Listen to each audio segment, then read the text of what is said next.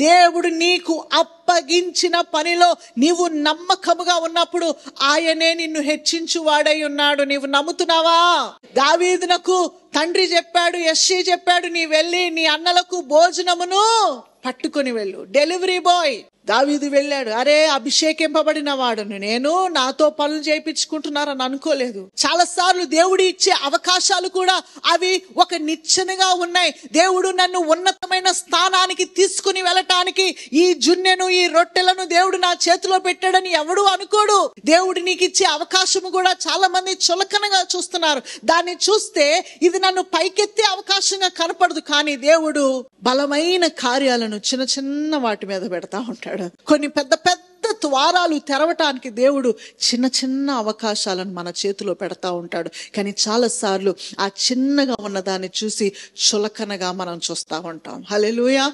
దావీదు పనిని చులకనగా చూడలేదు. ఆ పనిని చేయటం వలన రాజు అయ్యే అవకాశాన్ని దావీదు పొందుకున్నాడు. దేవునికి స్తోత్రం.